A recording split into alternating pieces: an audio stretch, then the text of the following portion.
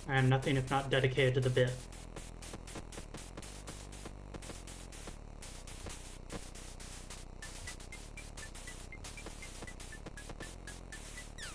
Almost there.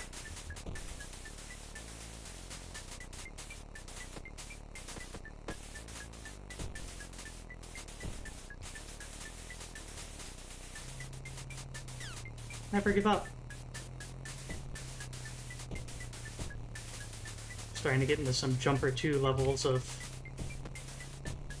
spiky rim challenge platforming. Okay, so I want to do small hops in order to recover, and then do normals. There we go. Jumper mention, nice. The good game design room. Cat Planet credits. Good job. As you can see, we got all of our stats right there. I'm sure that you were able to parse all of that within the time limit. And that is Cat Planet. A somewhat simple but incredibly charming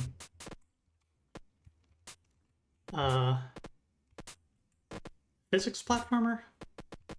Would you call it that? It's notable for its unique physics, and it's a platformer, so quite speedrunnable of a game as well. That credit sequence also included a in-game time notice, so right then.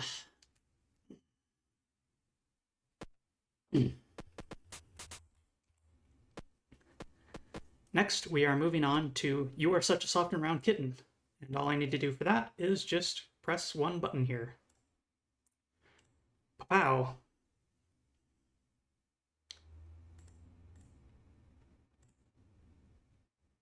I had it open in another tab. Let's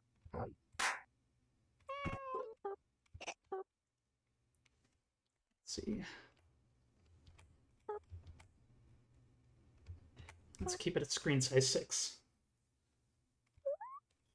So, important context is needed for this game. You Are Such a Soft and Round Kitten is a game that was made for I hesitate to call it game jam. Maybe the best way to word it is a multi-developer game collection called 10mg.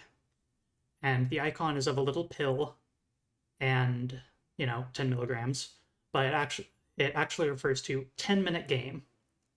And they are small bite-sized games that take approximately 10 minutes to complete. You Are Such a Soft and Round Kitten was Sylvie's entry into this sort of game collection, and it is available. The full game collection is available on Steam, but this game is also available for free just by visiting Sylvie's website, or Sylvie's itch.io account, which is https://sylvie.itch.io. You can check out her full games over there. There's your link. And let me get back to this.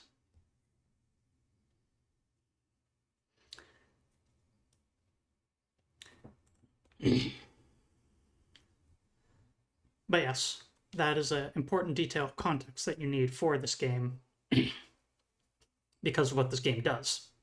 So just keep that in mind, that this was made for a game collection where each of the games is supposed to take around 10 minutes. How's the volume sound?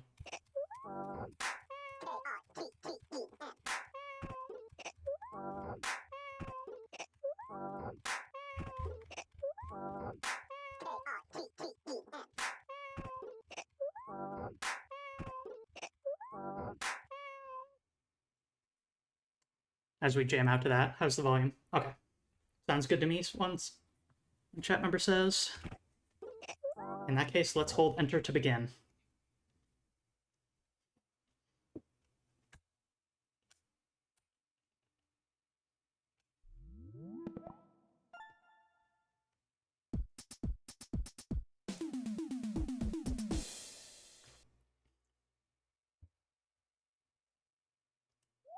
60 FPS certified.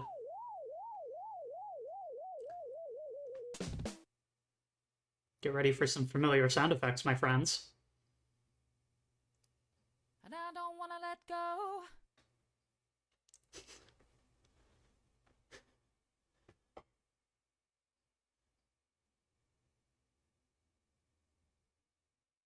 You were such a soft and round kitten. You were just so soft and round. You were such a soft and round another kitten. place. Let's have a lot of fun in the world.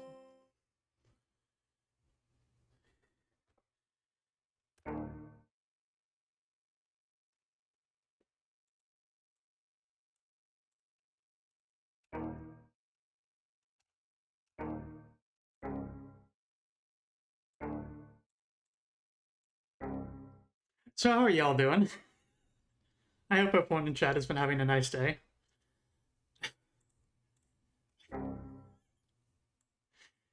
That is the first joke of this game, is it is a game designed to be played in 10 minutes, and it wastes the first 3 minutes with a timer to load up the game.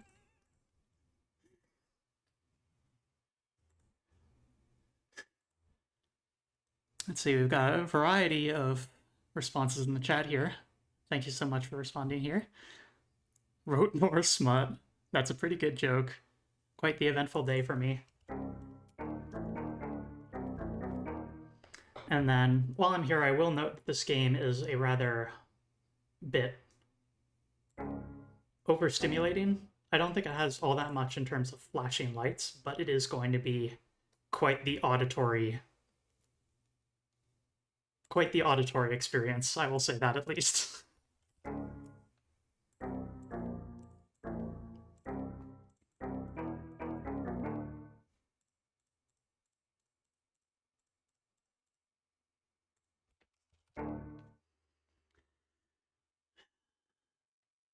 Big stretch.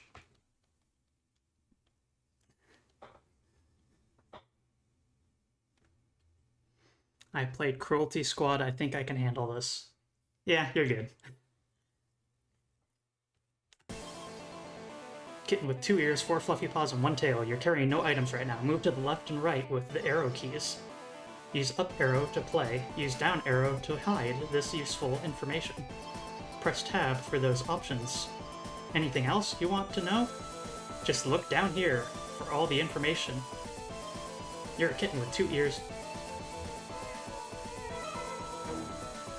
Enter door for a new place to be. For a new area to be. Climb the sky with ladder.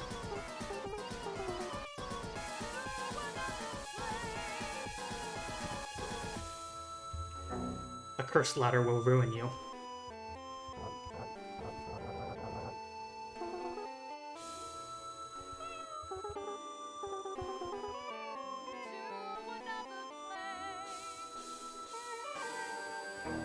Activate me, peasant, and fall down.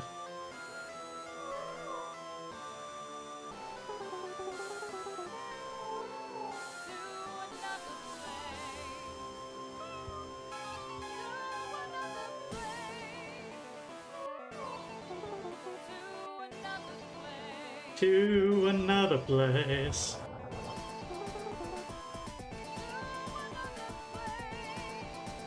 Ah, here's that gold key. Use me, please, for unlocking the way.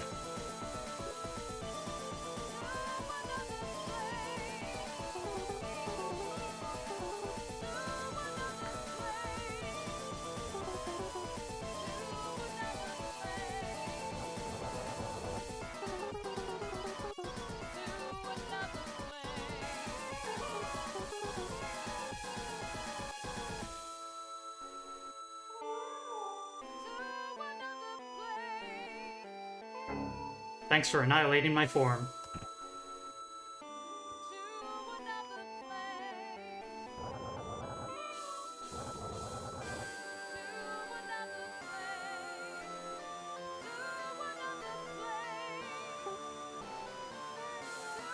Nope.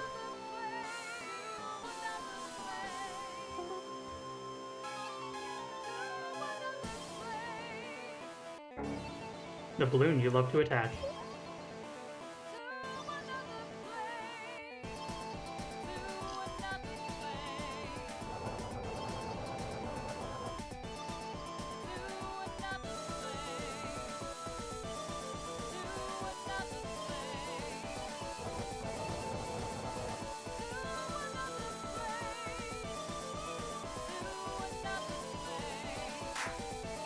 Oh, no more balloon.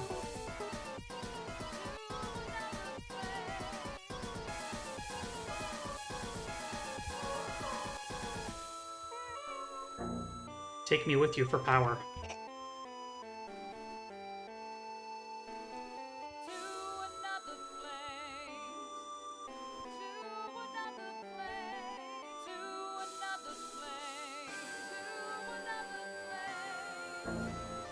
Happy to serve your unlocking.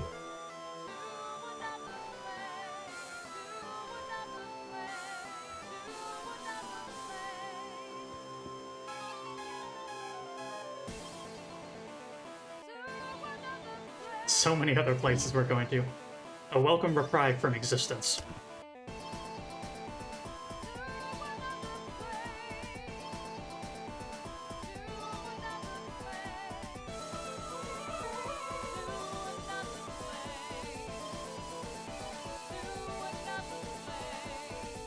We can finally go in this door.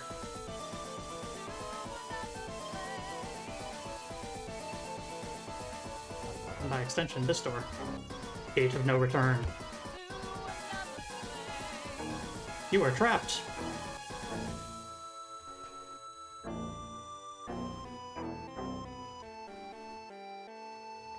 Error.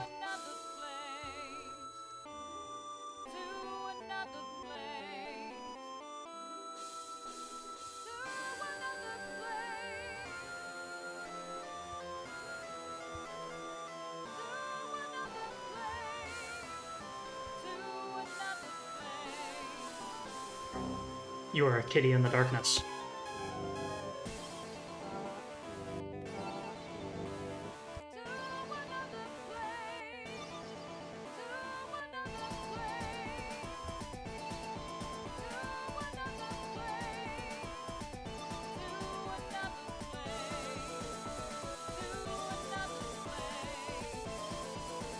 I, imagination of a kitten.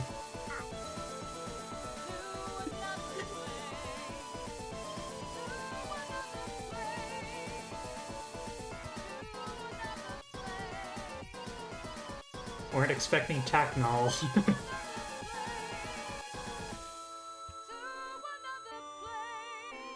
I guess it is, isn't it? K, knowledge of a kitten.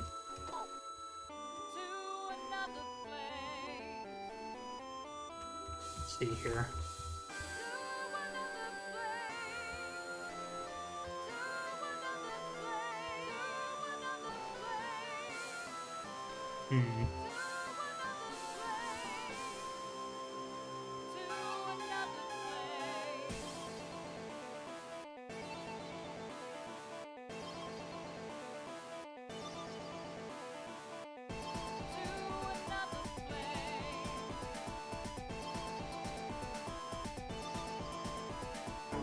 Niceness of Kitten.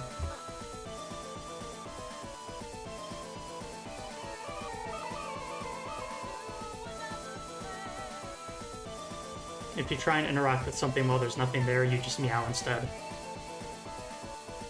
A very cool feature.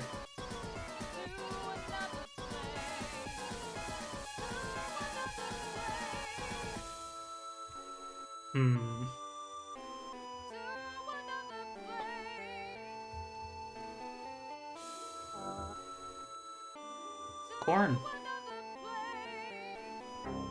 Talent of a kitten.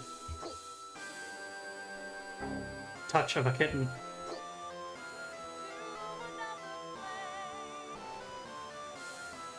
Is this climbable? No.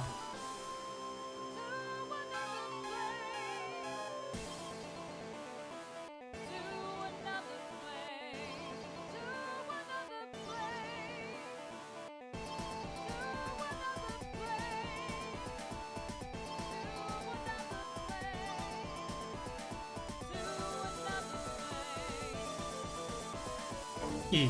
Eagerness of a kitten. You were such a soft and round kitten. You were just so soft and round. You were such a soft and round kitten. Let's have a lot of fun in the world. Fatal error. You are too soft and round of a kitten. Violent system destruction. Error code OOXC001CA75. This game is kittenware. Send a kitten to Sylvie Fluff on Twitter and use the hashtag #SoftAndRoundKitten.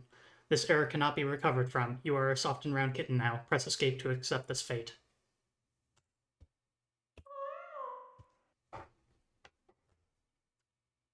There is You're Such a Soft and Round Kitten. And during the credits there, you may have noticed a sound library was mentioned. And that sound library is, in fact, the sound library that I... another place. Yeah. That is the sound library that contains that.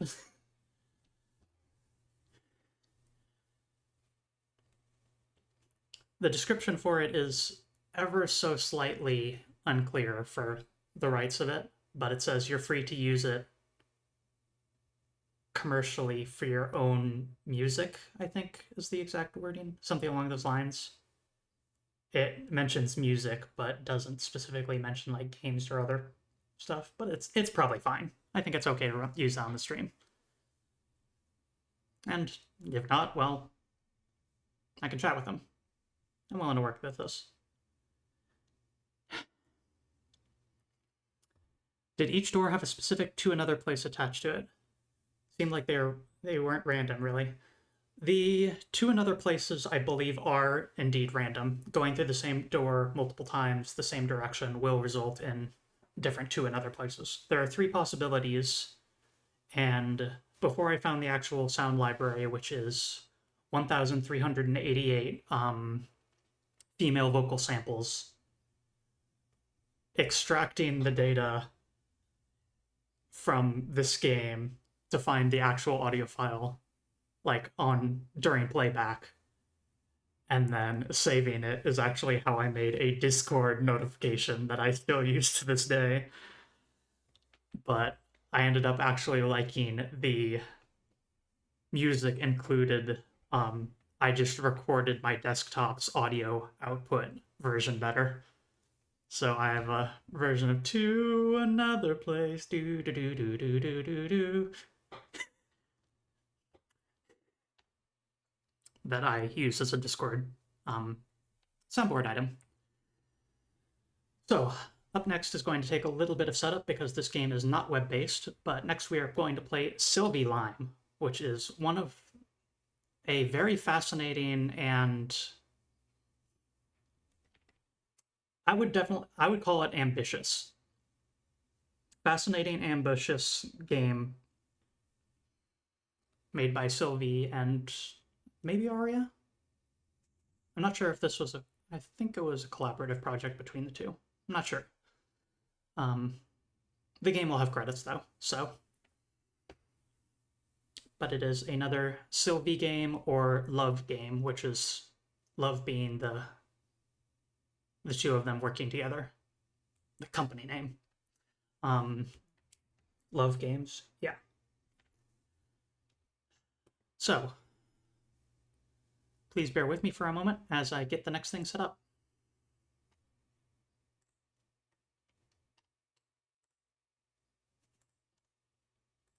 Ooh, I forgot to update the description at the bottom here. Properties. Next up is going to be Sylvie Lime. And let's change the category here. Sylvie Lime is listed, but it doesn't have any special box art.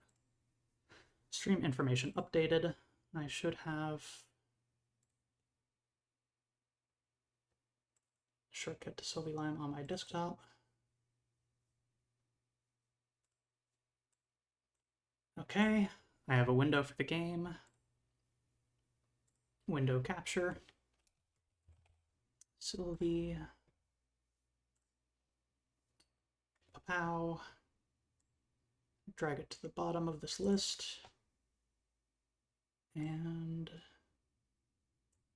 resize it to a decent size. Numerous of Sylvie's games are perfectly square windows, so only so much I can do without making another bespoke layout which I did not quite have time to. But something for future Moo to handle, I think. There's no sound at this part of the game, so one moment as I get some sound playing in this and see. Oh, that is extremely loud on my end. I'm going to volume mixer that down.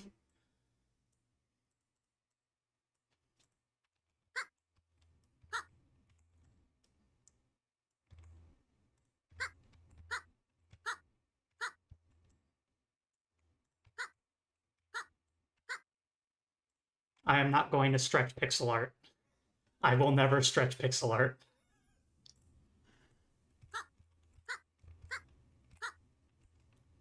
How's the sound volume? Evidently you can hear it because you described her as sounding like Kazooie.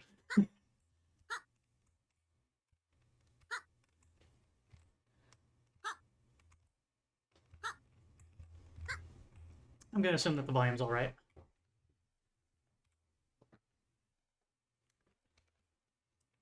Select the save file slot, Sylvie's lovely slot, Fluffy Kitten slot, Mysterious Goo slot. Chat, there's really only one option here. Welcome to Sylvie Lime.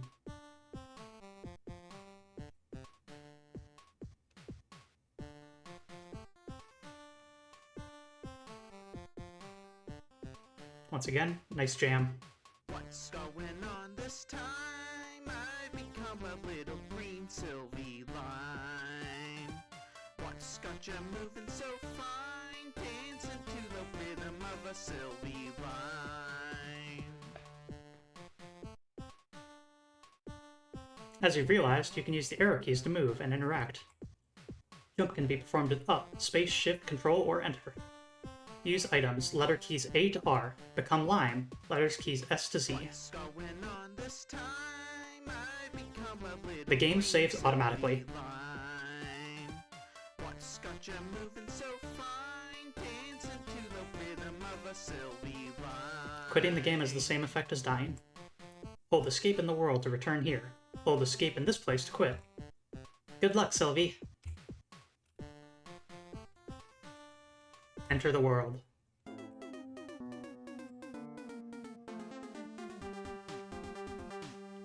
Okay, let me adjusting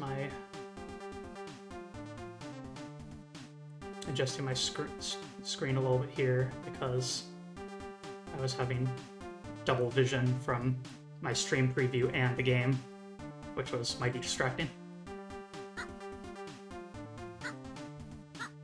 So, this is Sylvie Lime, and it is a Metroidvania with a very fascinating mechanic.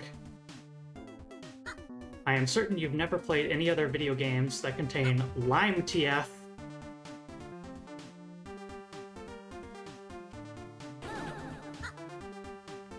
While transformed into a lime, you bounce. You have infinite momentum and are of a top view, but have no control. Key rewinding is so last week. Just make everything you might want to do something, do something.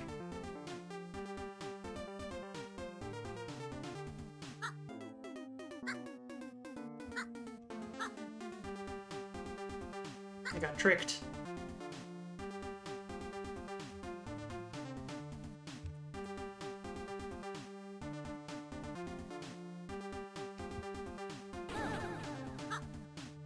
Ooh. Spawn all the way back, huh?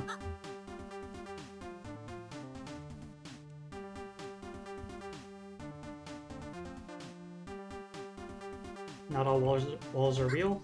Good to know.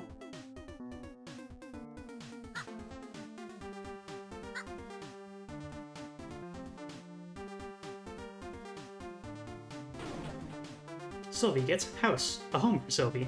Action, throw. Fantasy, none.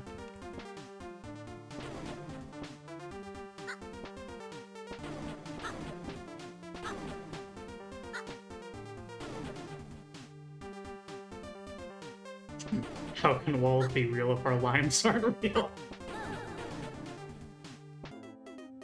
So what's the house for? Portable respawn point.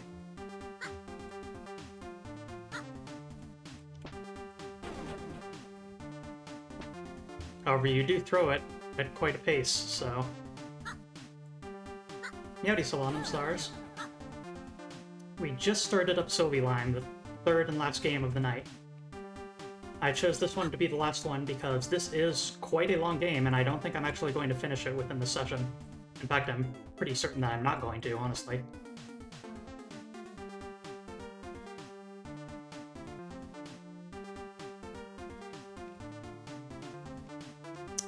Oh, this is gonna... Oh. It's a little bit of a dirty trick.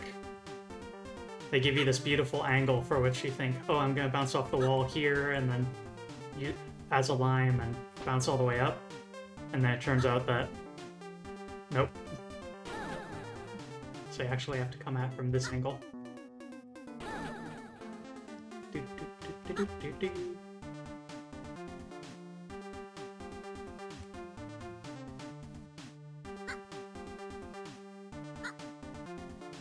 This is a very familiar looking room.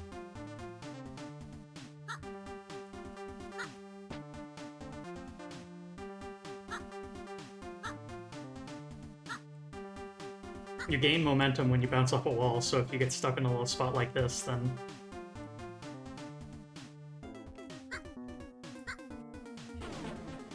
Sylvie gets Kitten Fragment, part of a Kitten Soul. Action, none. Fantasy, none. This fragment of Kitten has no power on its own.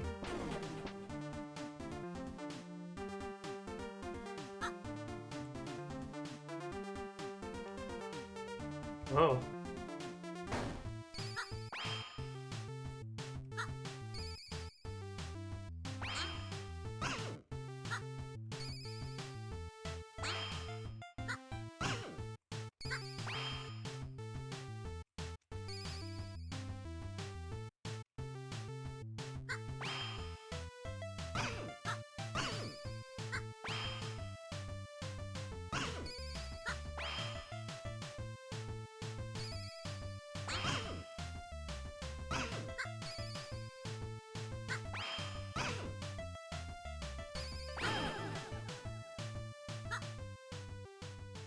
Almost got her.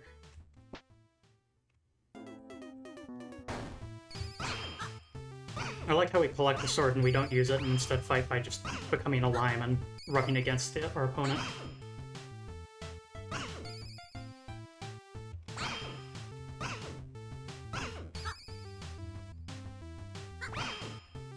Ooh, that was lucky.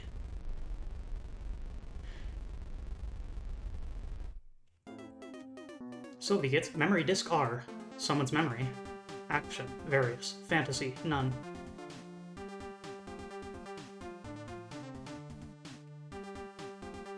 You aren't near a computer. Insert the disc on.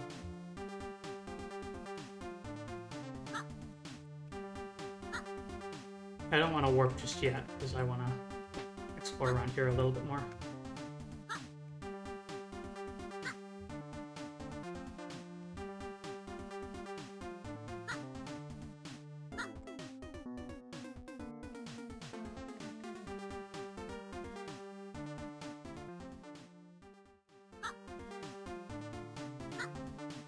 Nothing more powerful than a lime.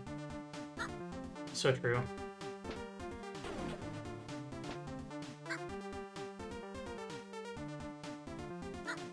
Looks like there's one red gemstone in that door. Oh.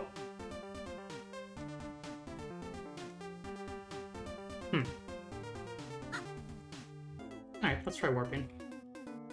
It can't be done until you insert the disc in a computer. Guess that answers that. You successfully don't do anything with the disc.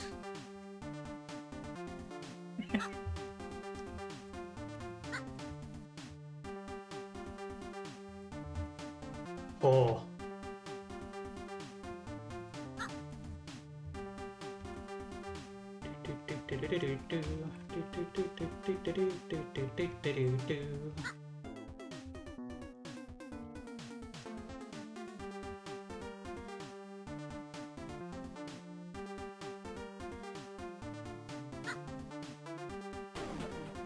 Sylvie gets Mouse Fragment.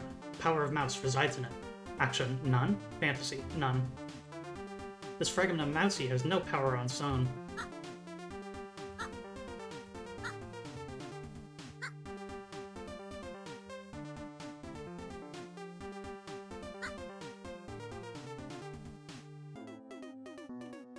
Sometimes it's fun to just transform into a lime and bounce around.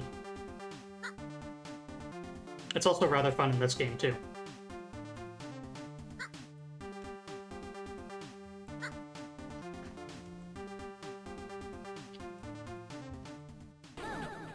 Ah.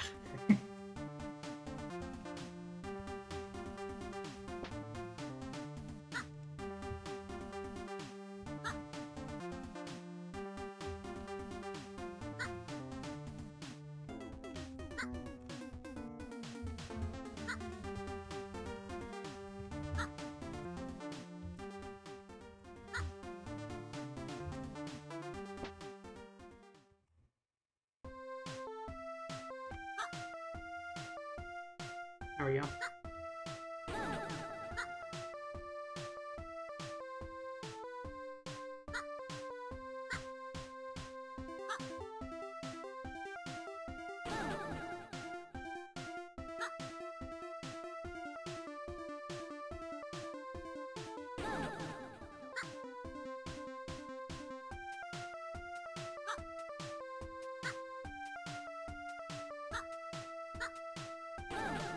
Ugh. Maybe I have to try putting a house down somewhere around here. See if I can find a spot where I can throw it successfully.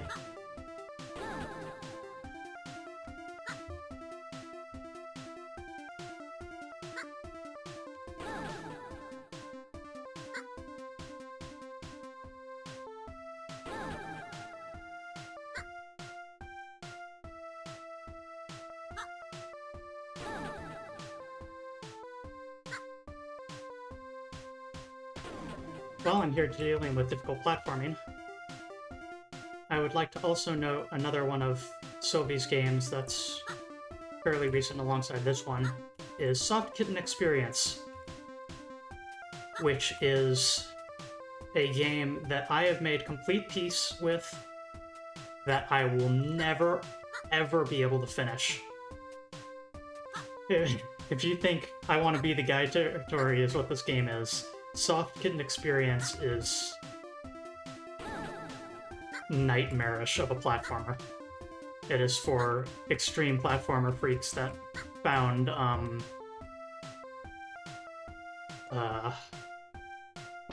the Jumper series too easy. There's a few speedruns on the web that you can probably find of Soft Kitten Experience, and it is a sight to behold because that game is unbelievable. Sylvie gets Wilted Flower. That's that reminder. Plant. Action, plant. Fantasy, none. Daedalus says, I am sensing a theme. Let's see. O for plant. You can put Wilted Flower on the ground.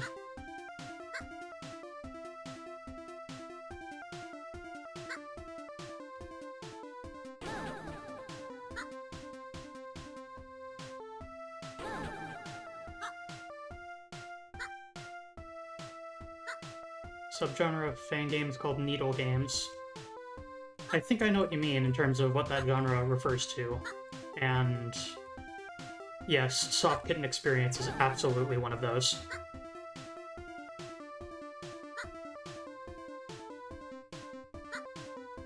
I might be able to beat getting over it with Bennett Foddy in 15 minutes, but I've got my limits.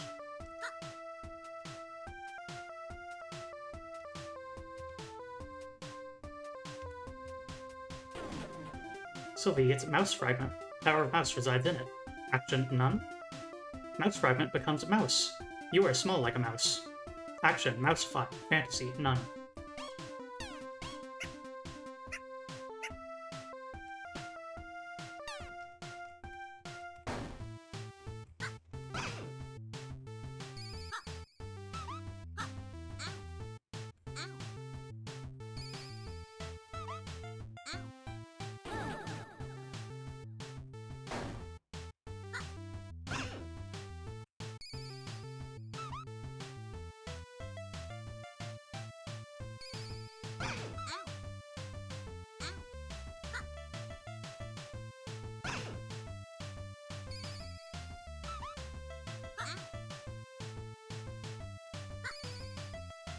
This boss is really quite difficult.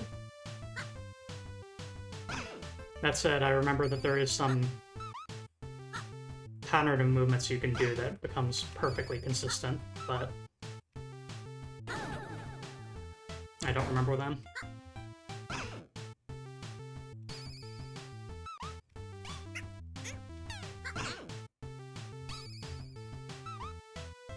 Tiny lime.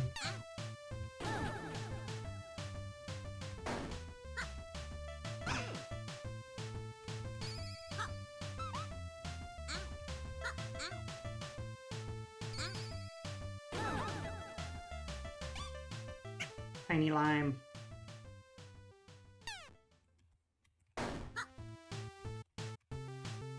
Oh, come on, that didn't... Yeah.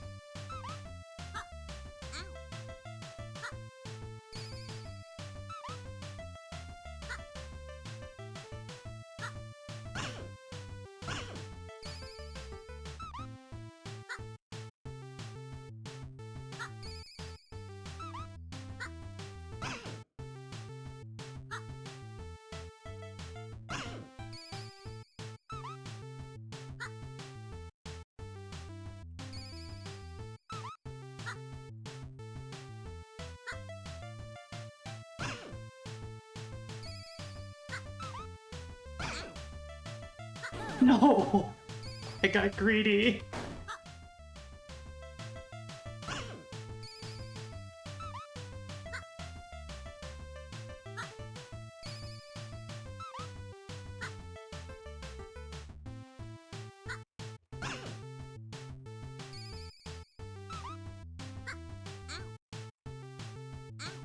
Yeah.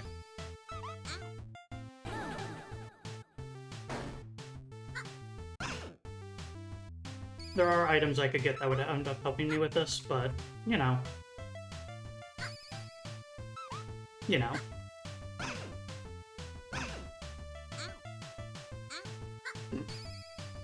That wasn't great.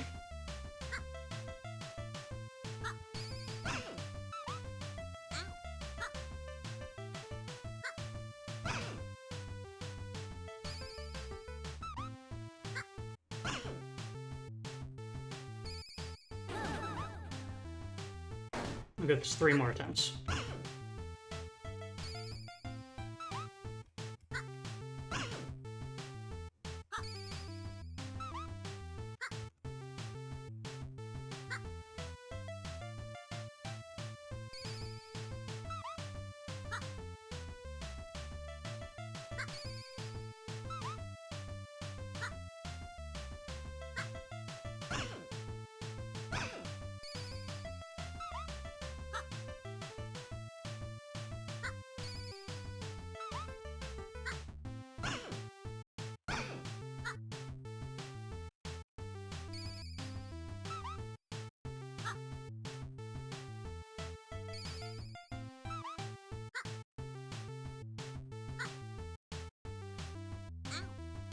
Oh my goodness gracious.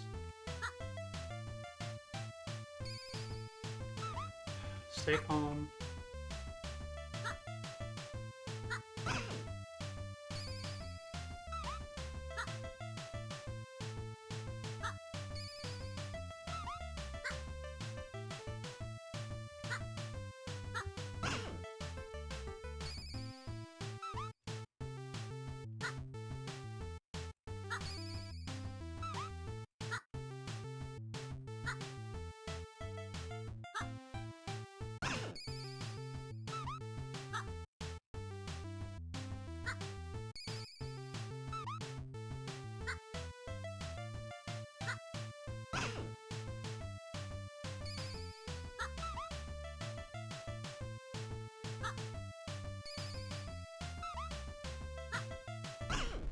Oh.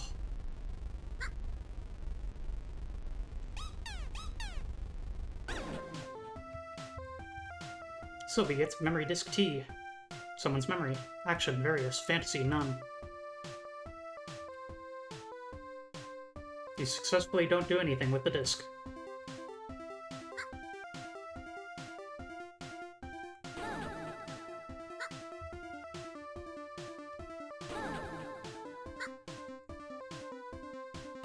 Mine has overtaken pride.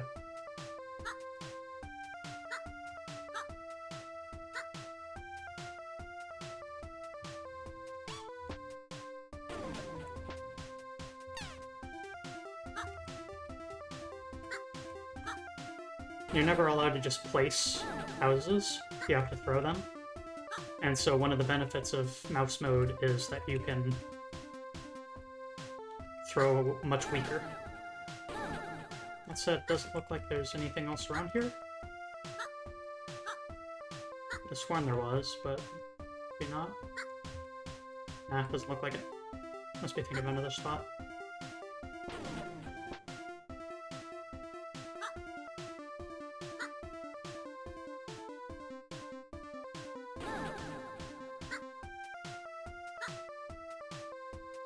So it'll be too quick.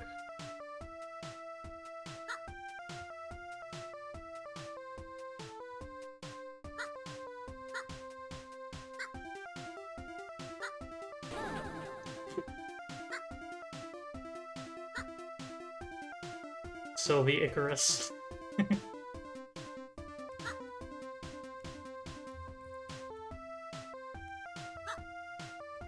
Flew too close to the sun.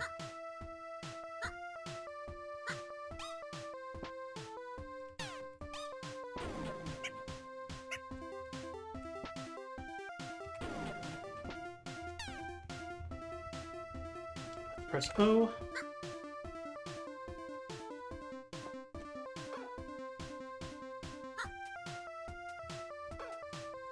Darn, I would have thought that would work.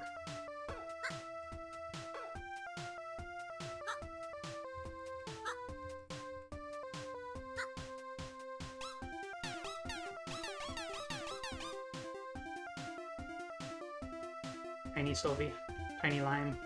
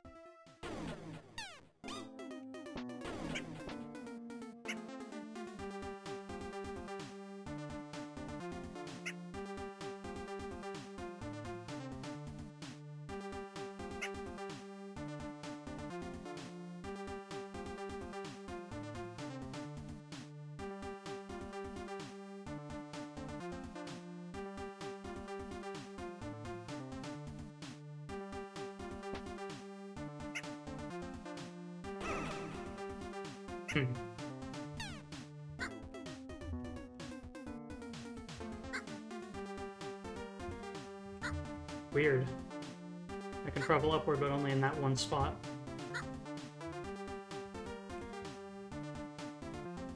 I guess it allows me to look at this room.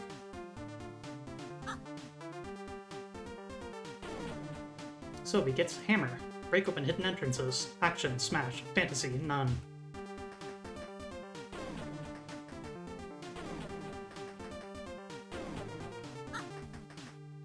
I can smack myself in the back of the head.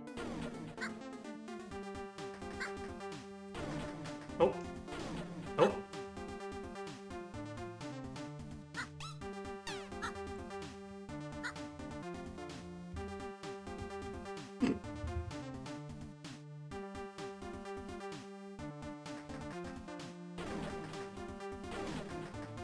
Sylvie has achieved superposition.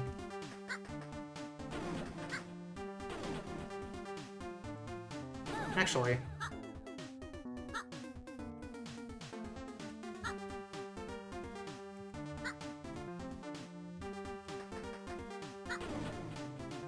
ha!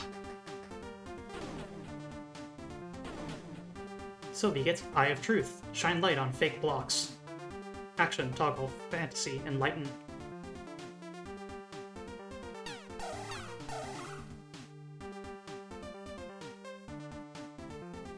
We got the lens of truth.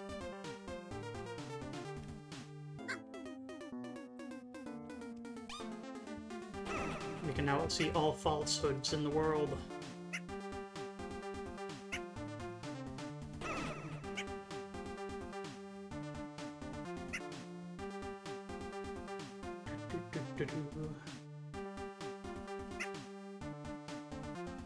Tiny lime.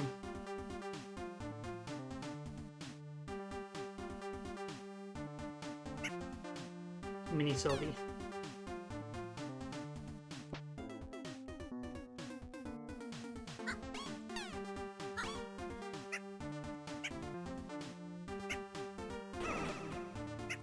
Oh. That'll work.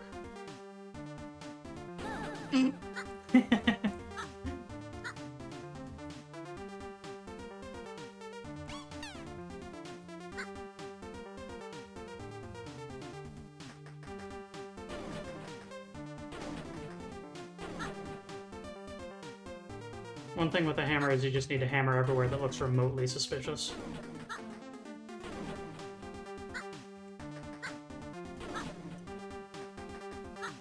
And there's a rainbow gem in the door now.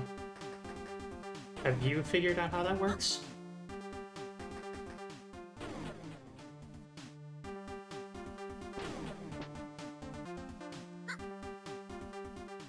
Oh.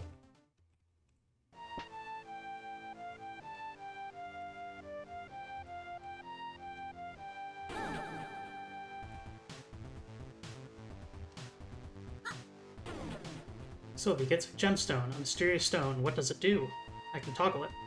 Action toggle. Fantasy unknown.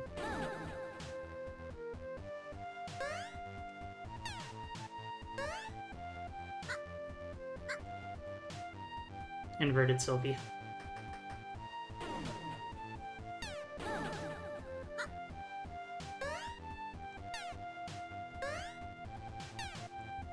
VVVV time.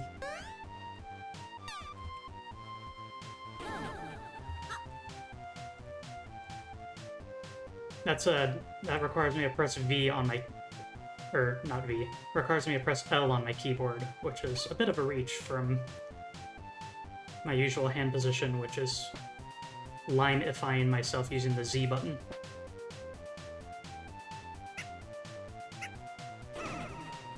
Precision platforming is easier as Mini Sylvie for numerous reasons.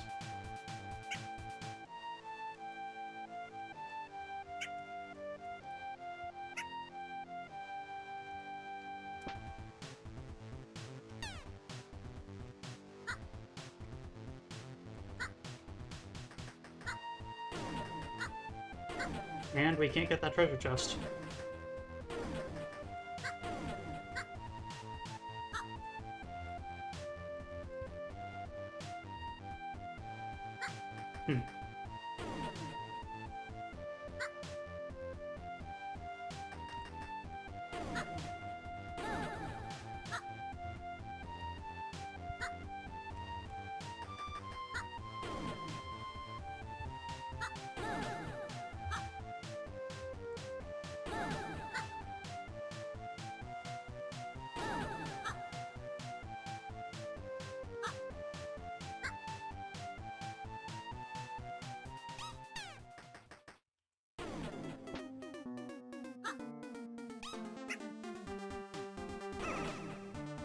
Actually, I recognize that room, so we don't need to go there. That just leads back to the start.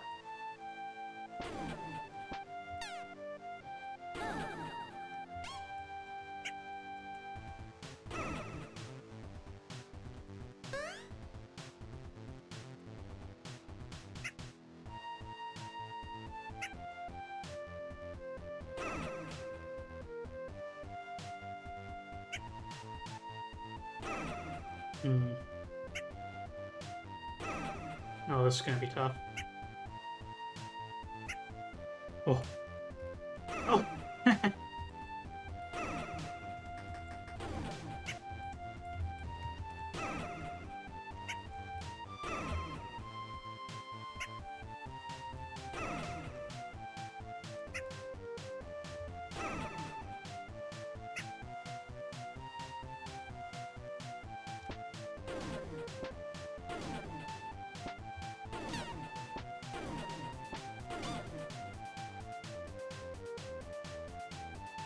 Okay. There we go. Platform in progress saved.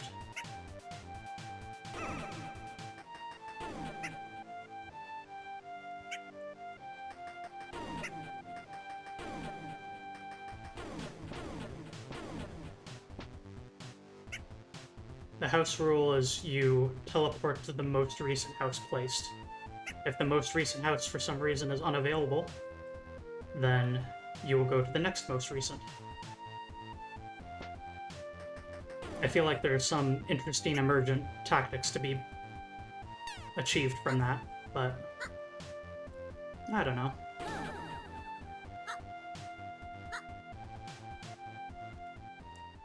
Oh, a computer.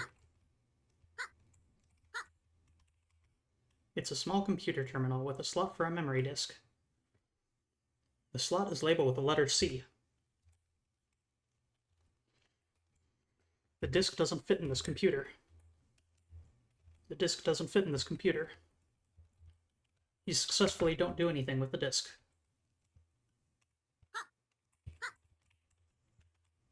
Letter C, huh? C for computer.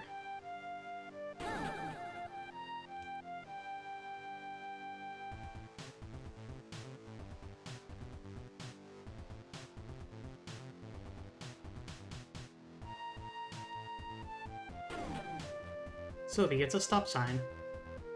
Stop when line hits spike. Action toggle. Action toggle.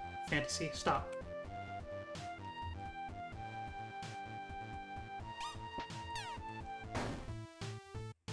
Oh, here's C.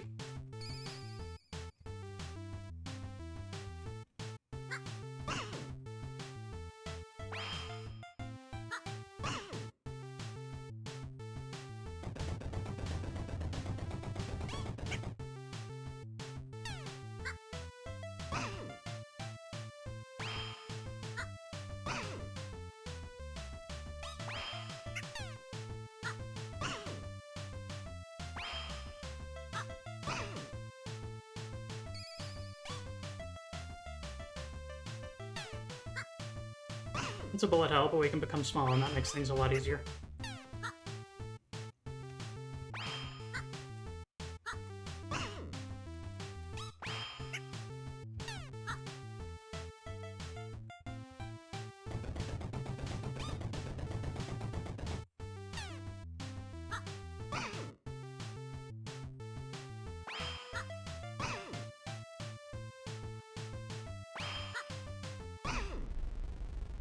Easy.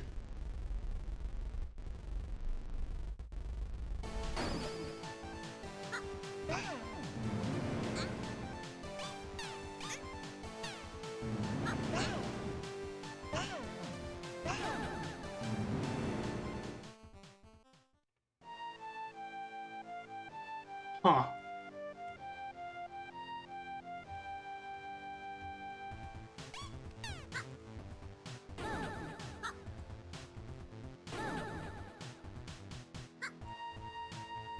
Is there no way to make the fire snake reappear?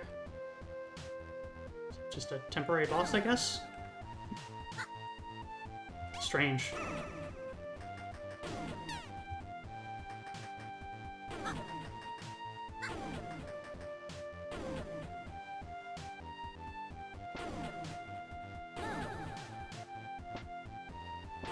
Anyways, we got C.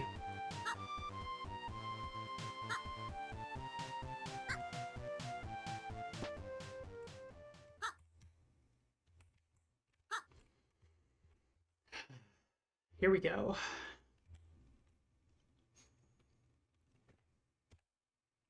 Insert disk. You insert the disk.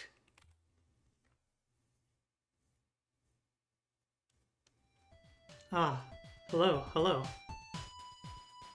It's really working. This is exciting. I'm Cash, and I'm one of the members of the More Magic Club. We're the developers of Sylvie.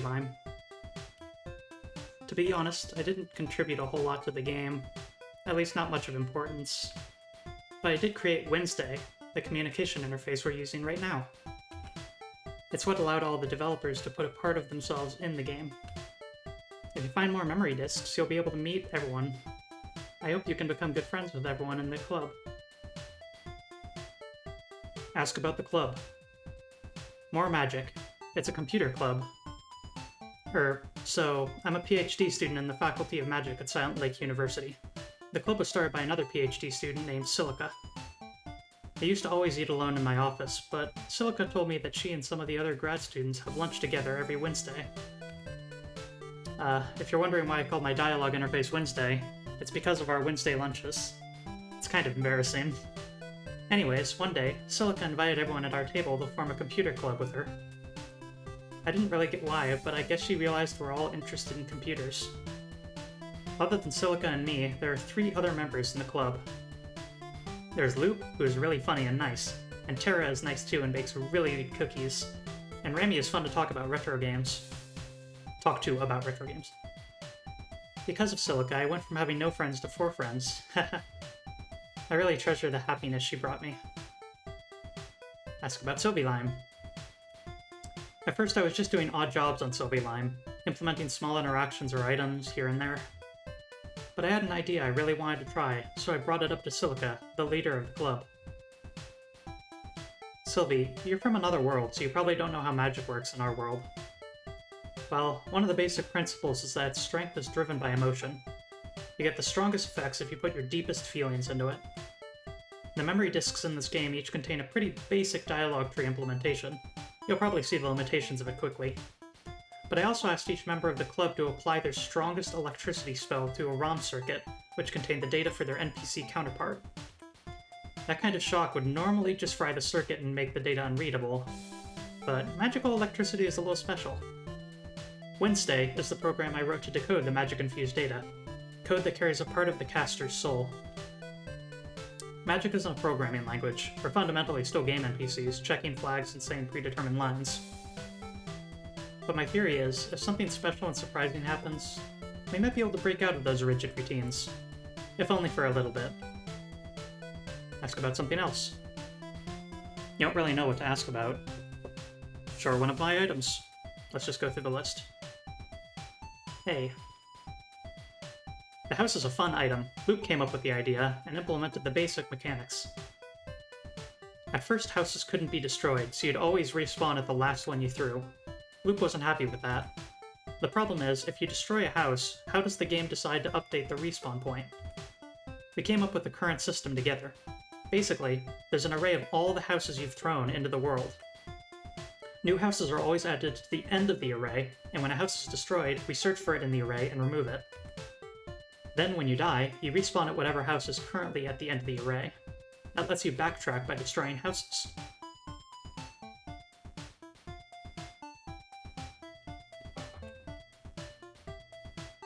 Sure, the hammer. I made the little spinning animation for the hammer.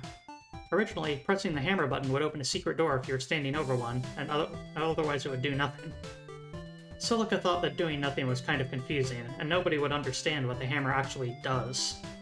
I came up with the animation to try and make it visually clear that the hammer is hitting the background when you use it. I think it's still a little confusing, to be honest.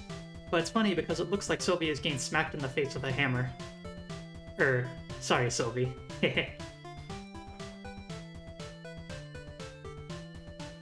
Lupa implemented the first version of the mouse power, but it took some work to get it feeling right.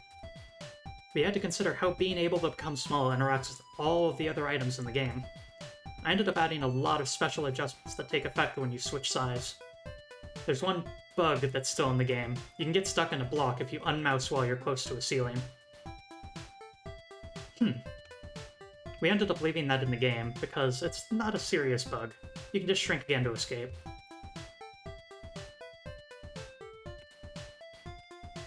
A kitten.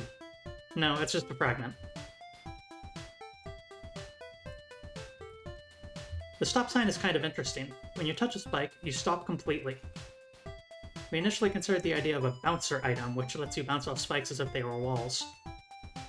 Oops, hang on, let me redo that, because I accidentally skipped one. But we thought that would be too overpowered. Then we thought about making the stop sign only stop you on one axis at a time. For example, If you hit a vertical wall of spikes, you'd lose your horizontal momentum but keep your vertical momentum and slide along the wall. But we thought that would also be too overpowered, so the stop sign is kind of like a nerfed version of our original ideas. I still think it's occasionally useful though.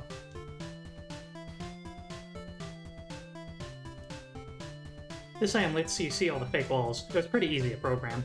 I ended up doing it just because Luke kept putting it off. You might be surprised at how simple it is to implement a basic form of gravity switching in a platformer. Basically, you flip the player sprite and change directional things like ground checks and jumping to be based on the flip value. It does get tricky if the player's hitbox changes position when you flip the sprite. That can lead to getting stuck in walls.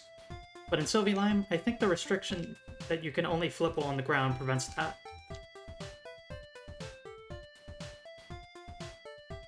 That's the flower Terra added to the game.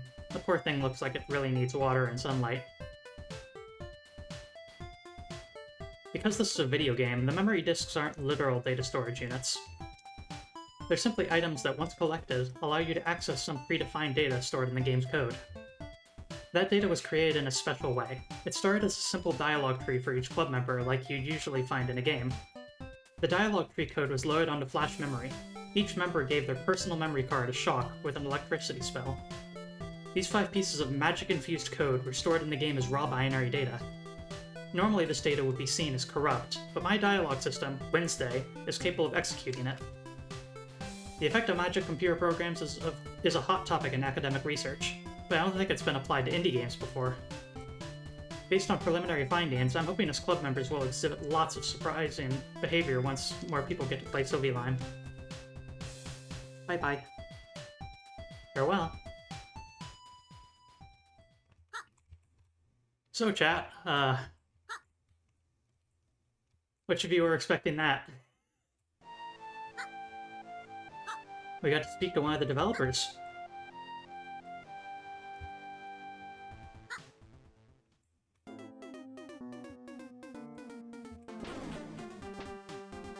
This game keeps surprising me, doesn't it just?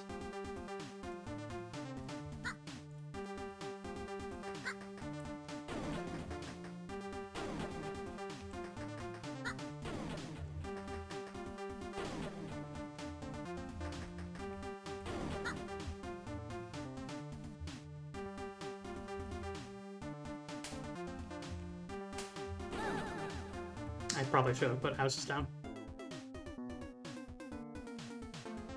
I want electricity spell, that sounds useful.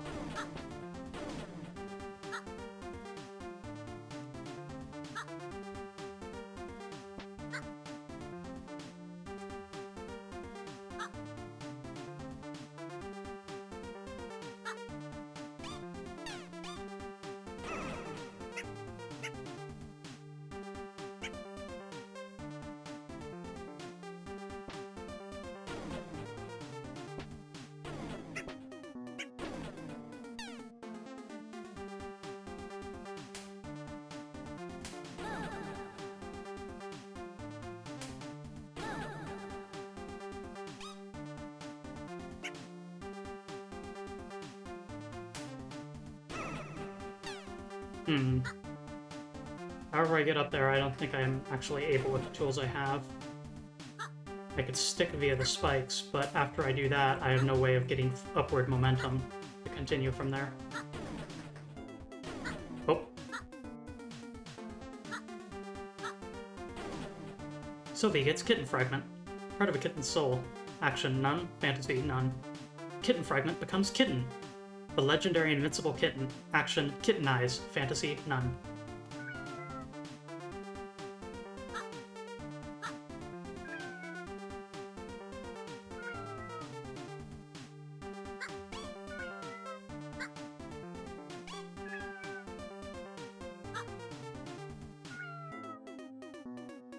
The legendary invincible Kitten.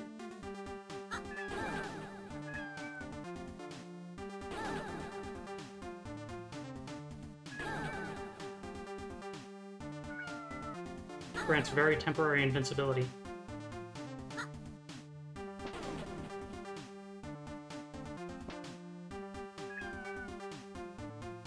The legends were true.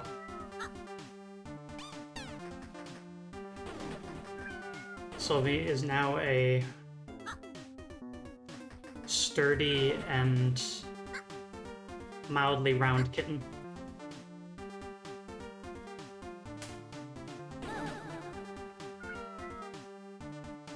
Hi, kitten. Well, okay, I can, but I do have the temporary vulnerability still.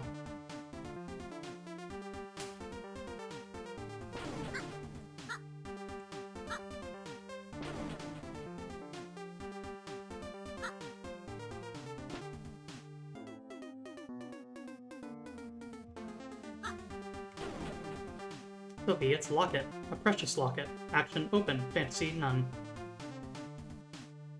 Line options changing kit. Lock. Program initiated. Screen scale options. I'm not gonna mess too much with this stuff. Audio volume options. Playful fun options. These options are just fun. Use them however you like. Sylvie's powers. Snappy movements, lime air control, triple air jumps, anti-wall bounce. Sylvie's health. Default, Squishy Sylvie, Armor Sylvie, Boss Invincible, True Invincible. Default settings activated. Sylvie's health will work in the normal way. Expert debug options. This menu allows you to modify game flags for debugging purposes or to fix a broken save file. Modifying flags may cause unexpected behavior. We cannot guarantee that no bugs or glitches will occur if flags are set in unintended ways. This menu was implemented by C's assistants. At the request of my fellow developers, certain items cannot be obtained through this menu. Do you understand and accept everything I have told you? I don't want to mess with this now. 5. Goodbye. But yeah, the Locket is a advanced options menu, complete with assist options, that is accessible from the start of the game, because you start right here, and so if you just know to go left and then right through the fake walls, then there you go.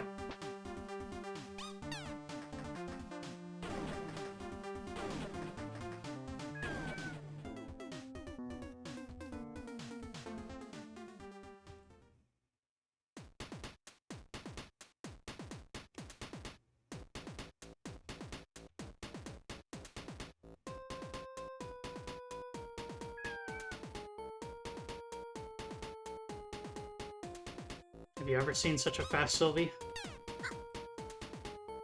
Have you ever seen such a fast lime? This seems suspicious. No, huh? Interesting.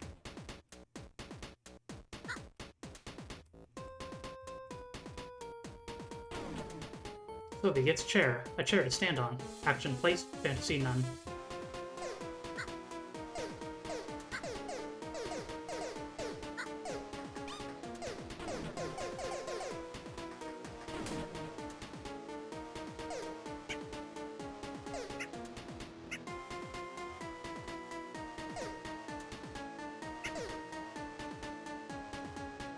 I remember there was a treasure chest in the ice area that we couldn't reach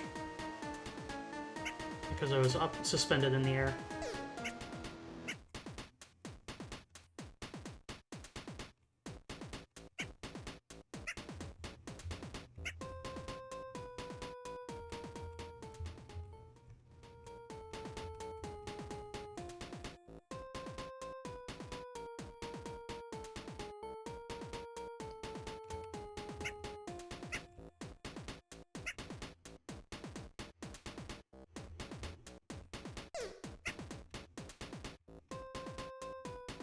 Hmm.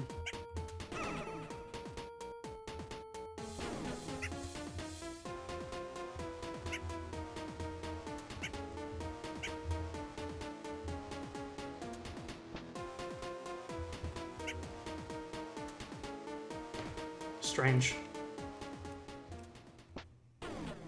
Forest is haunted.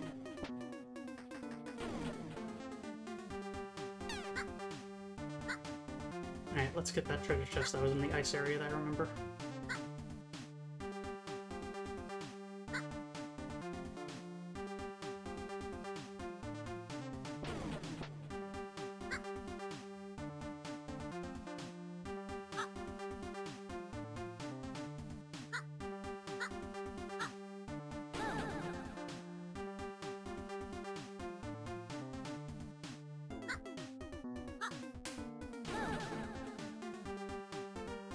I remember there was a different alternate route that I ended up taking to get there. I don't remember. Oh, right. I have quite a few new tools at my disposal.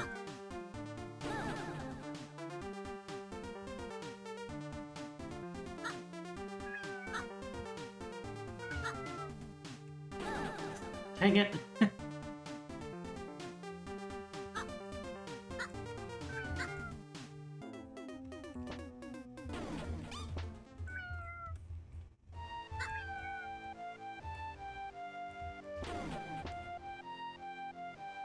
Here it was. Sylvie, get Snow Person. Launch snow at your enemy.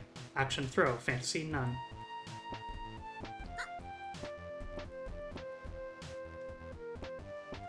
Throw snowballs at people.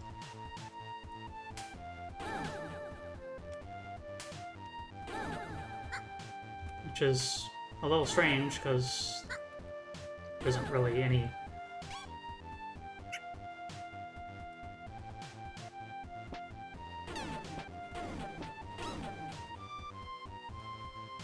There isn't really much in the way of enemies here.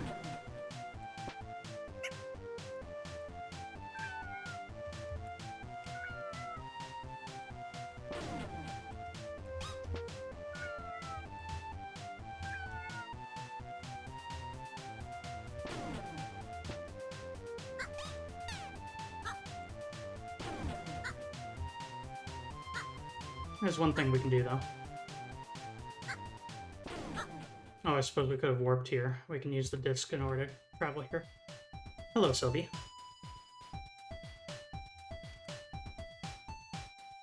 Let's show her the locket. It's Ramie's option menu locket. I helped her implement the menu. I think it's really cool how flexible the options menu is in Sylvie Lime. In a book, you can turn to any page you want, and in a movie, you can fast forward to whatever part you want. You usually don't have that kind of luxury with games, but in Sylvie Lime, you can freely edit the progress flags. And you can enable various movement and health options to make it easier to get around, or defeat certain bosses. The game becomes an artifact that you're free to do what you want with, instead of one that corrals you into a certain way of playing.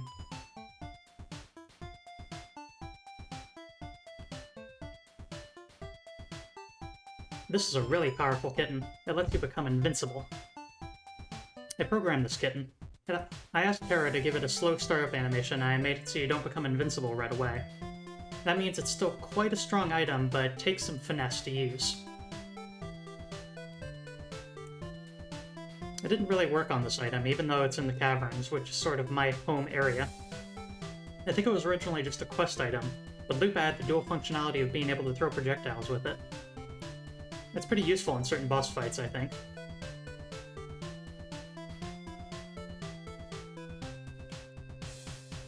I helped Loop with a lot of the programming tasks, but the chair didn't need much programming. It's just a solid object you can place.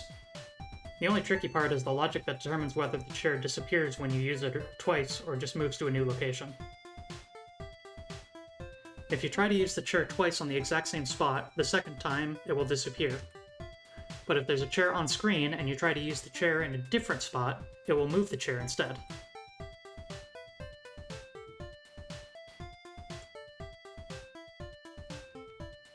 I think that's everything, yeah. Farewell.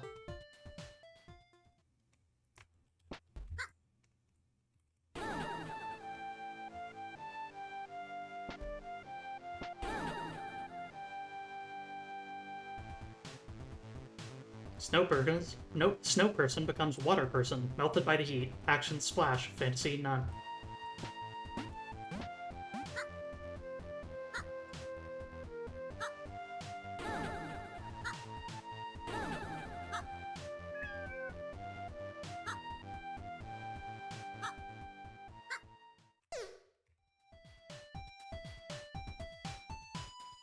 Oh no, it melted. That's kind of cute though. Hehe.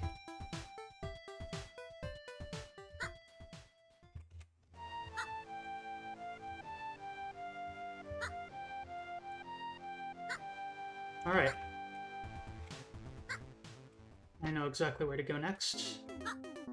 And it is back into the clouds.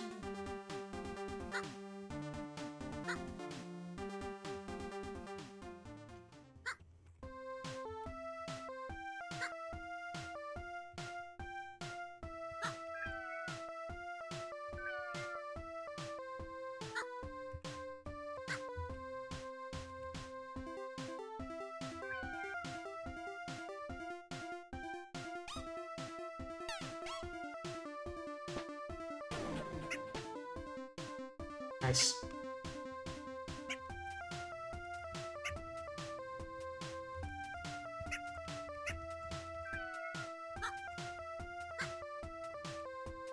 We hit O.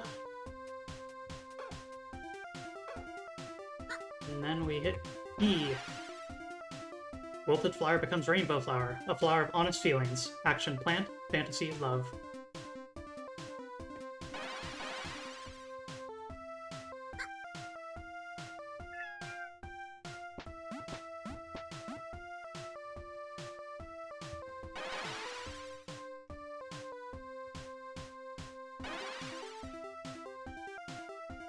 It creates rainbows.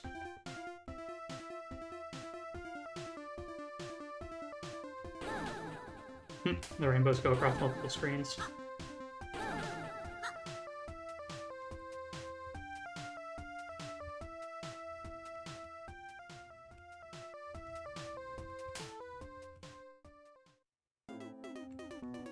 wonder if there's any use for that.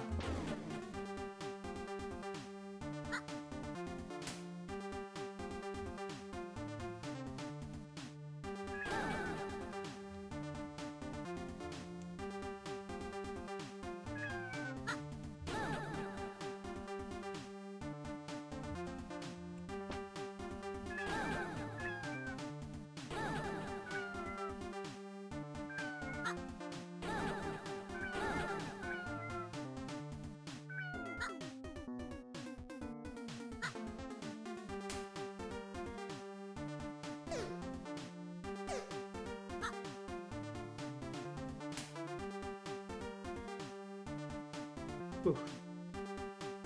Very mean to have a fake block right there. If you notice one of those blocks was faded, and that means it's not a real block.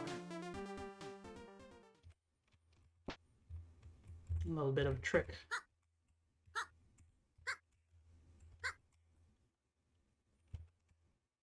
Oh.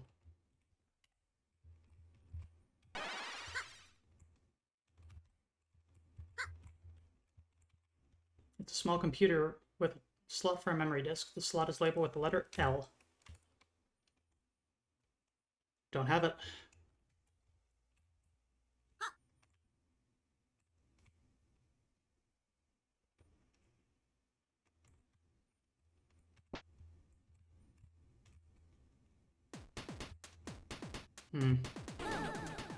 Back to the cursed forest, I guess.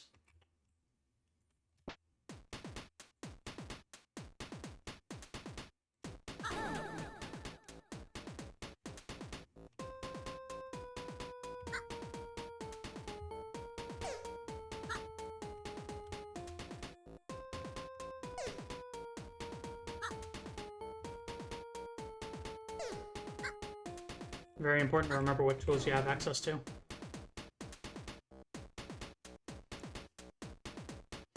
Sylvie gets Coyote Boots. Grants the power of a coyote. Action toggle. Fantasy Airwalk.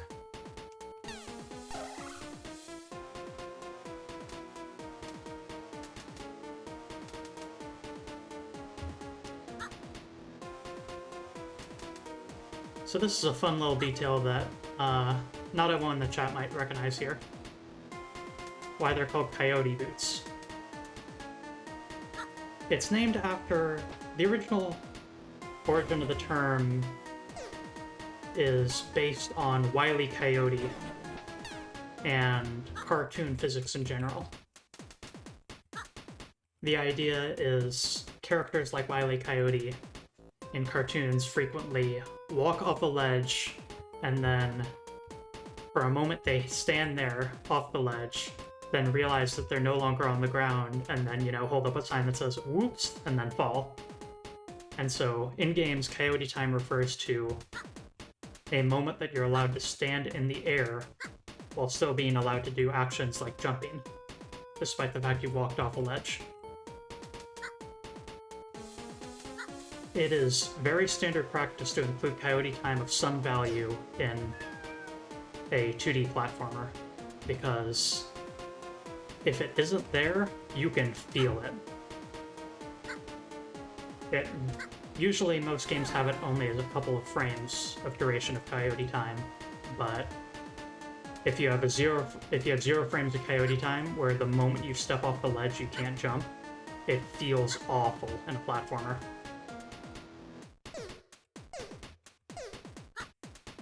Celeste is an example of a game with a fairly generous amount of coyote time. And then Wings of Vi, that's Wings of Vi, maybe it's Vi, I'm not sure, is a game that has a coyote time of infinity. Jumping on the ground and jumping in the air is considered the same thing. Cursed, can't open.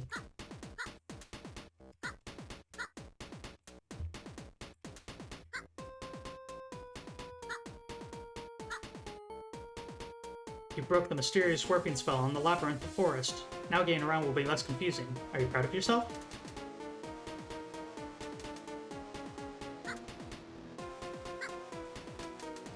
Wings of Vi? Yo! Hey, someone else has played that. Yeah, I got to the point where there is a boss that you are running away from, and after you defeat that boss, it's like a demon that's crawling alongside the walls, and that's very fast-paced and hectic. After you defeat that boss, there's a segment where you need to do a bunch of... let's see. You have to outrun a smaller monster by doing a whole bunch of continuous one after another warp pads, like speed pads and air dash refreshes and stuff like that. And no matter how many times I tried, I could not for the life of me get the inputs right in order to get past that zone. So that's where I stopped. But yeah, very fun game.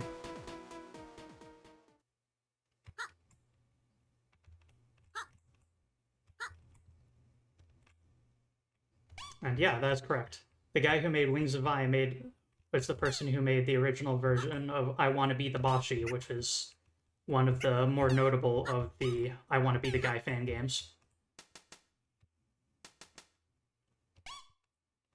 He's also made another game I haven't played.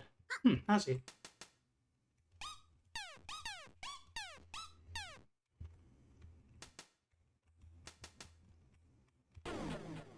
Sylvie gets Eye of Lies, reveal cracks in the world. Action toggle, fantasy pierce.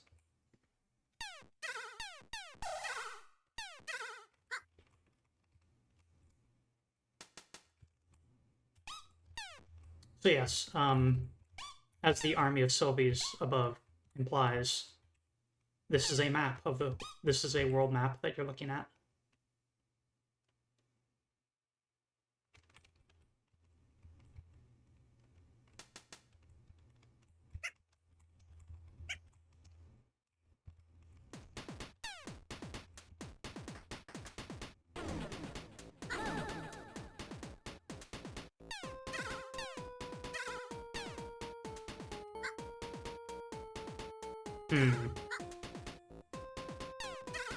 Well, that's alarming. Lies vision prevents us from seeing spikes. So we're going to just have to toggle it occasionally.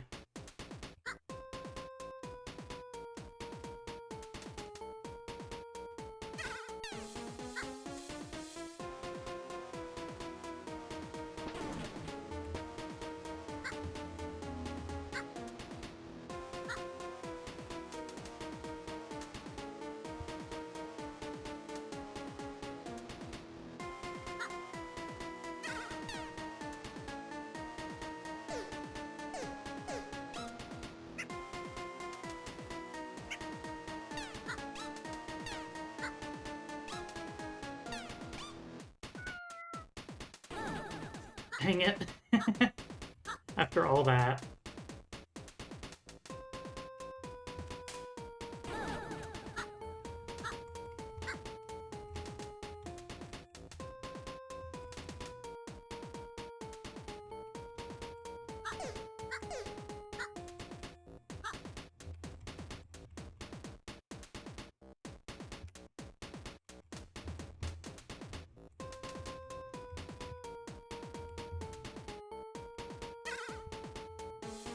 It's still cursed, huh?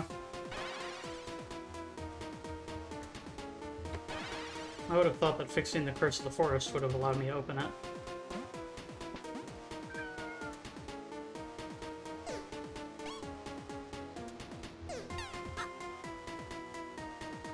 Strange.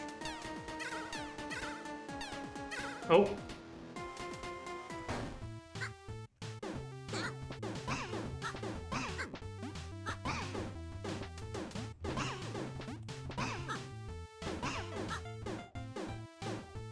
Servant L.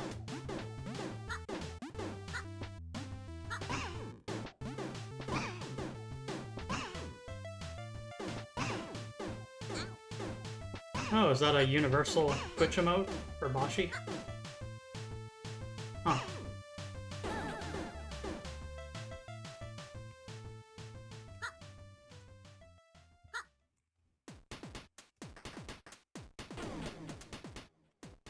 That's quite the shortcut.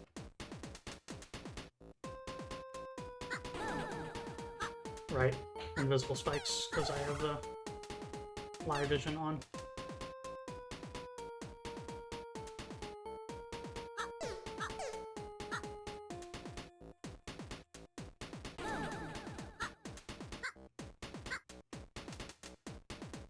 I know it's possible to unlock the Bashi sign in Wings of V. Just like an alternate character sprite. There we go.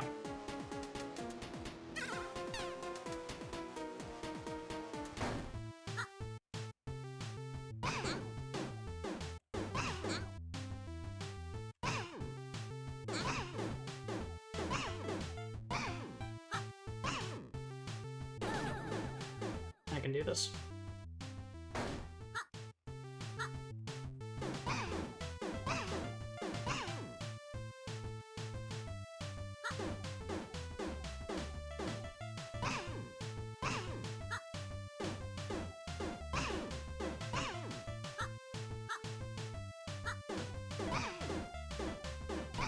Ow.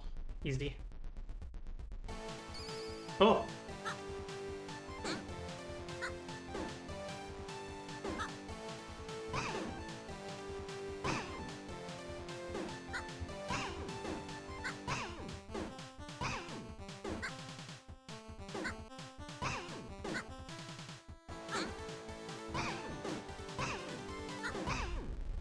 Easy.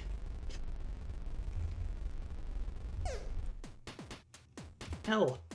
Memory disk L. Someone's memory. Still cursed, still can't open.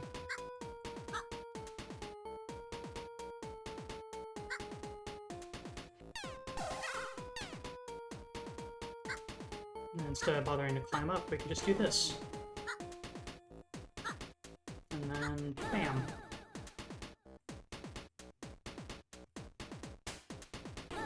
Should have gone for a boomstick instead of a broomstick. Very good.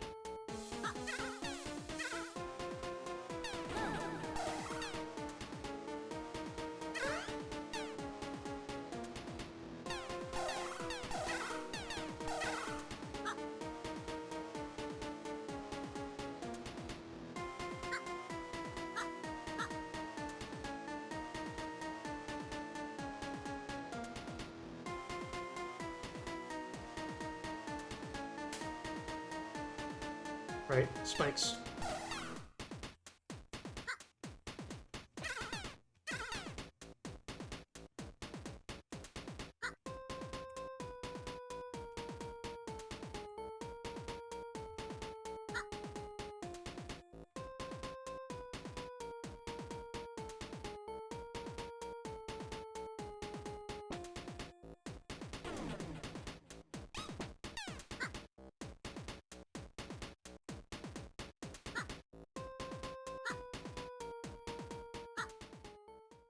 Alright, the computer terminal was actually up in this corridor. Alright. I'm gonna warm up my speaking voice.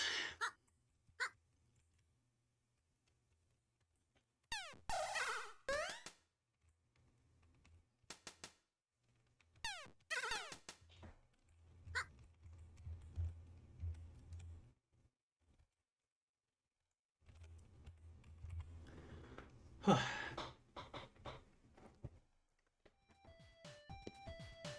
it's you. Hey, Sylvie. I'm Luke, the shadow president of the More Magic Club, and the game design lead for Sylvie Lime. I'm responsible for most of the mechanic design and map design, though me and Cash kind of went half and half on the actual programming. More Magic is a computer club started by my buddy Silica, but I'm secretly the one who runs everything from behind the scenes.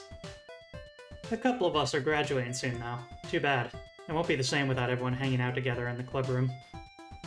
Anyways, I have an obnoxious fetch quest for you to complete.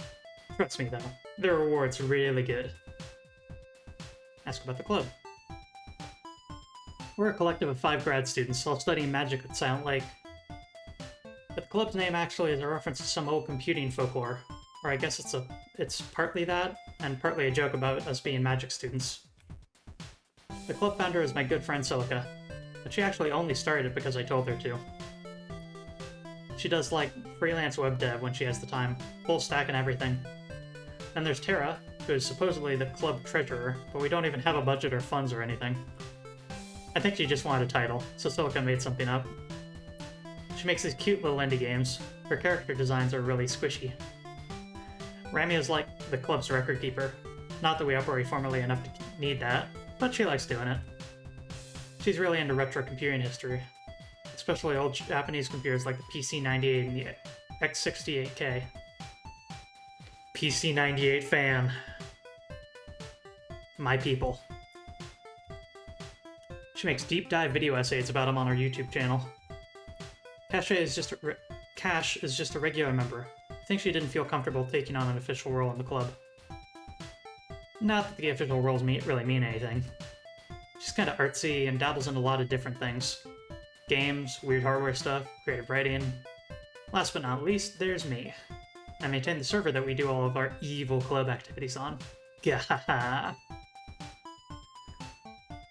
I don't like to get sentimental about things. It's not really my style. But this club is pretty important to me. I hope you'll grow to treasure us club members. Ask about Sylvie Lime. Sylvie Lime. Sylvie Lime is like my baby. I mean, not to downplay what everyone else did, but I basically designed the whole map, as well as the player movement mechanics. I think everyone's contributions shine through strongly, but the moment-to-moment platforming gameplay has a lot of loop in it. I tried to put in a lot of surprises and secrets everywhere in the game. Early on, there's a platform that looks normal, but you actually fall through it down into the area below and waste time. It's a funny prank, but you can also find walls that look normal until you walk through them and find a secret. This sort of playful design can create all kinds of wonderful feelings. I got in a lot of fights with Silica, the game director. She thinks you should have clear visual cues for things like fake walls and floors. But that just makes it boring. And she wanted me to take out all the delicious traps they put in because it's unfair to the player. Boo-hoo. I also tried to make the world very open-ended, but she said that players would get lost and stuck. Yeah, that's the whole point. I called her a game design conservative, and she got mad at me. I made a few concessions to her, but in general, I'm glad I refused to compromise on my principles. It's just not like me to make a normal game. I only want to make abnormal games for abnormal people, where my abnormal voice can be heard clearly. I hope you will accept my abnormal tendencies as you delve deeper into Sylvie Lime. Show her an item. Wait. Show her one of your items. Hey. Gahaha. This is none other than one of my most brilliant inventions. A portable house you can use to create checkpoints. What could possibly go wrong? By the way, did you know you can cross the lava lake by just throwing houses repeatedly? It takes some good timing.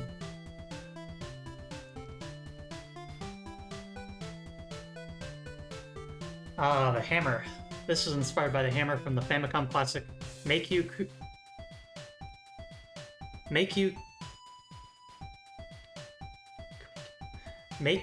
Kumikyoku, known as Millen's Secret Castle in the West. In that game, the hammer lets you enter secret doors in the background by just pressing up. Silica thought it was confusing to just press the hammer button and reveal the door. So Cash added that cute little animation. You can use this mouse to become very small. Make sure you don't get squished. Yeah.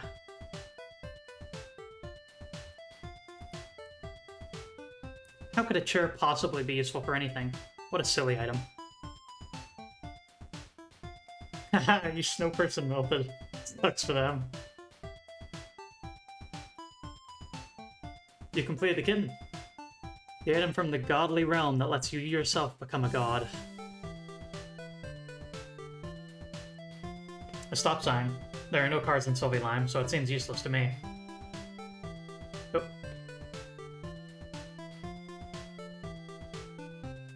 These boots grant you the power of Coyote Time.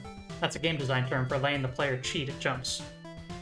Basically, in games with Coyote Time, you can jump even after you walk off a ledge, defeating the whole point of platformers. That's why it's an optional item. There are a lot of wild cheat items like this in Sylvie Lime for people who want to cheat a little.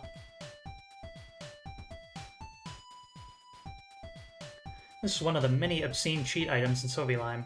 It lets you see which walls are fake, ruining all sense of mystery. I made sure it was hidden in a pretty obscure location. I recommend leaving it turned off. No thanks. Maybe if I was playing on my own I might do that more, but I got a show to run. This item makes all the spikes invisible. I recommend turning it on if you want the game to be a little more challenging.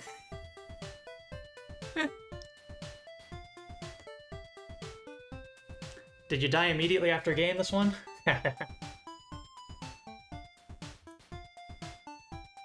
Ah, it's Terra's rainbow flower. I love that it can just create a whole huge multi-screen rainbow anywhere in the game. That kid's got some good ideas. Rammy's heart-shaped locket. You'd think there'd be a picture of her one true love inside, but instead it's an options menu. I love that this thing lets you change out the in-game progress flags. That's funny. Check out the Playful Fun menu too. You can give yourself extra health and stuff. There's one memory disk for each member of our amazing club. I'd like you to meet them all. Ask about the fetch quest. What item do you want? The item I'm looking for is called Fish. I have the item.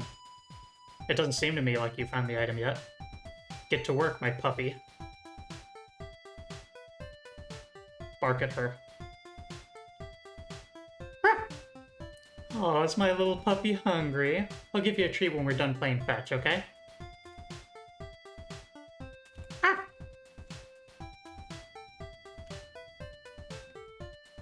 Give me a hint. The fish is in the Dark Castle. You need to defeat 4 bosses to enter there. Or do you?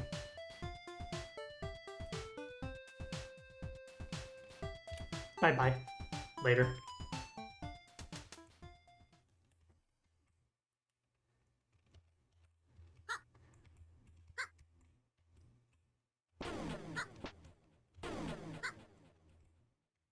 Wait a second.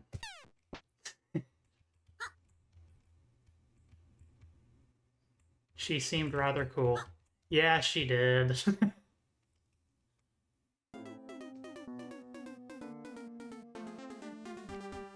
I also really find it fascinating about just her views on game design. Well, that's an interesting use of the chair. Her views on game design of just talking about whether or not to include traps in the game that the player will fall into, and intentionally put in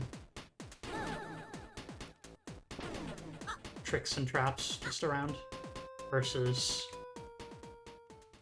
including items in spots that are comprehensible.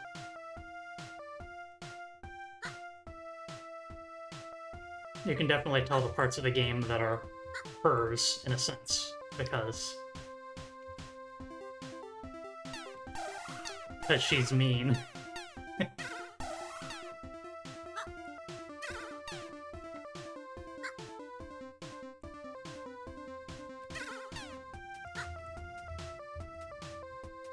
I do largely agree quite a bit with some of her views on game design now,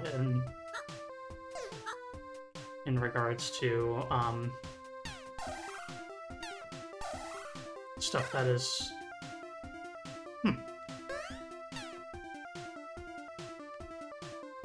I'm losing my train of thought. Whatever.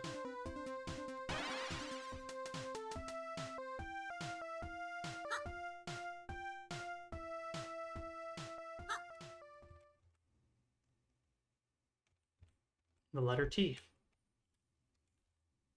Insert disk. Okay, after this conversation, that's going to be it for today's stream. We've already gone for 2 hours, so... You insert the disk. Ah, hello. Hello! Hello, Sylvie. My name is Tara. I'm part of the team that made Sylvie Lime. I did most of the artwork. That means I'm the one who drew you. Hehe. Our team is a computer club called the More Magic Club. I'm so happy that we got to make this game together. Sylvie, now that you're here, I actually have a request for you. When you're ready, please ask me about it. No rush, though. Ask about the club. So I'm doing a PhD in magic studies at Silent Lake right now. I'm only about a year away from graduating, though, I think. Years ago, another grad student, Silica, who is so cool and always eats lunch with us, invited me and a few others to form a computer club. It's actually not a magic-related club, even though it's called More Magic. We're all interested in computers and programming and stuff. I like to make little video games in my spare time. I love being able to share them with friends instead of just random people online. As for my role in the club, Silica appointed me the club treasurer. But I'm kind of confused because I don't think our club actually has any money. I've been too afraid to ask what I'm actually supposed to be doing. I hope our finances are okay, if we have any. Ask about Sylvie Lime. I make games in my spare time, and I have to do pretty much everything myself. I want a bit of a break from programming, so I decided to mostly just do the pixel art for Sylvie Lime. Although I think everyone did a bit of programming. For example, we each designed and programmed one of the boss fights individually. I had to do most of the art and animation for those bosses, though. No fair. I usually do low-res pixel art because it saves a lot of time when all the sprites are small, so I stuck with that for Sylvie Lime. I often like using really bright, saturated colors, but I decided to go with a slightly more of a pastel style for this game. Making lots of art assets tires me out, so for the world graphics I tried to make the most out of just a few simple files. The bosses were definitely the hardest part, but I think it was worth it to see everyone's cool boss fight come together. I also had to draw digital versions of everyone's face for their dialogue parts. That was really tricky and a bit outside my comfort zone. Overall, I know the art isn't amazing or anything, but I feel proud of it. I hope you're happy with it too, Sylvie.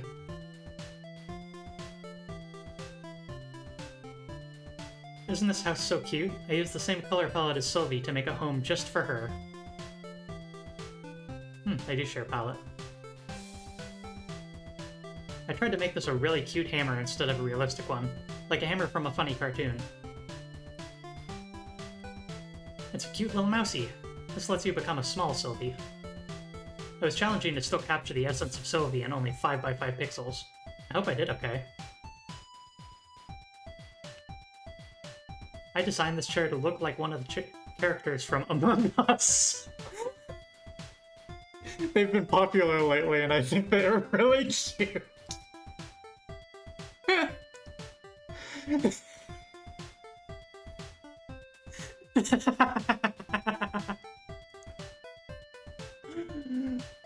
Oh.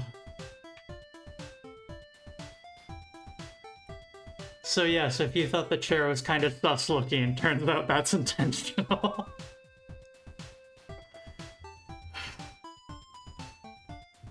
I thought it would be really sad if the snow person just melted into a puddle.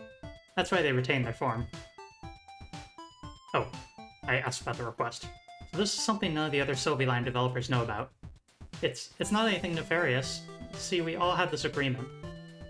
We'd each get our own personal area of the game code that was secret, and nobody else in the club could look at it. My secret involves an item called the Rainbow Flower. It's a little tricky to get. I'm not going to spoil the puzzle for you. But when you find the Rainbow Flower, please show it to me. As I write this dialogue in this text box, our team is wrapping up the development of Sylvie Lime. There's something I've wanted to say for many years. I don't think I'm strong enough to do it face to face. but maybe in this digital world, I'll be able to say it.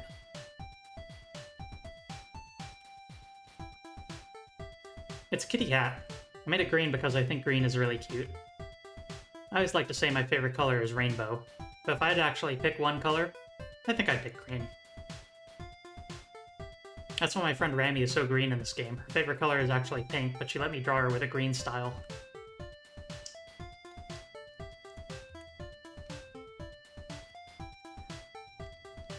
This stop sign was challenging to make because the sprite is too small to actually write the word stop on it. I tried my best. Do you think it's readable?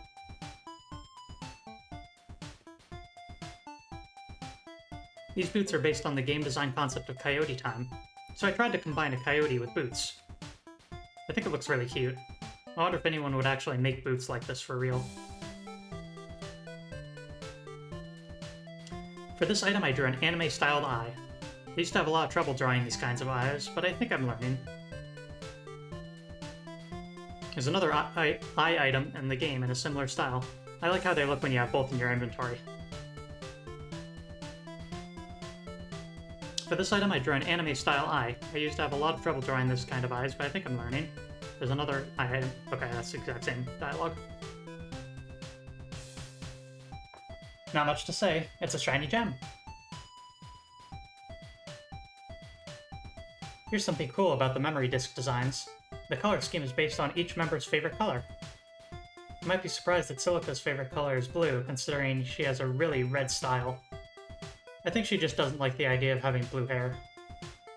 My favorite color is rainbow. Well, I guess it's not really a color. But I made my disc rainbow anyways. Oh yeah, that's a pair of eyes. If I was forced to pick one color, I'd probably choose green, but Loop also likes green. Rami's favorite color is pink, but I really wanted to draw her green style, so she let me. Hey. Alright. Pendant. Oh, that's Rami's thingy. The one that opens the options menu. I wonder why she made it a heart-shaped locket, though. I wonder. Me and Rami have been best friends forever, but I don't really know what kind of person Rami would fall in love with.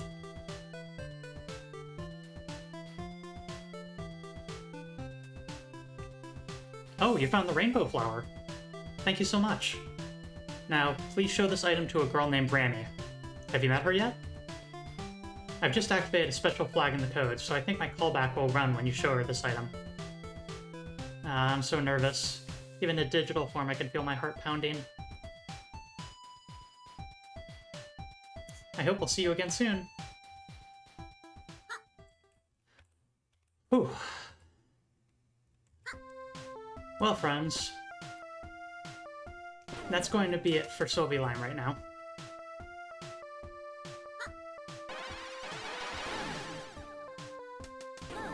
Oh, right. First Vision.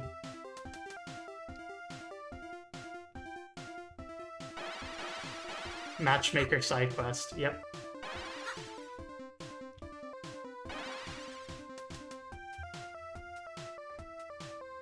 Let's see. Alright, so we hold escape.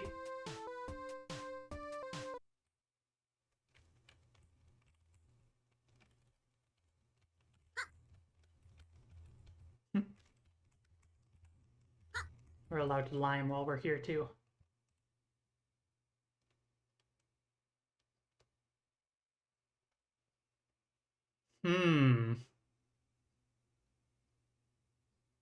This is almost tempting to use as a please hold visualizer.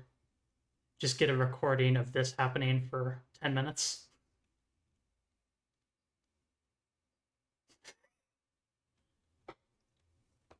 Oh yeah, land on the corner. So yeah, that is probably a bit over half of Sylvie Line, maybe. And we've explored most of the map, but there's still quite a lot to do and quite a bit of storyline to uncover. But we'll save that for another time. And my friends, you now know the origin of one of my favorite phrases. To another place. Thanks for tuning in, everyone. This has been a really comfy and fun stream to do, and I quite like this. Sylvie has made a lot of fascinating games, and a whole bunch of them are freeware that you can just play on the web, so I heartily recommend checking out her works. To another place.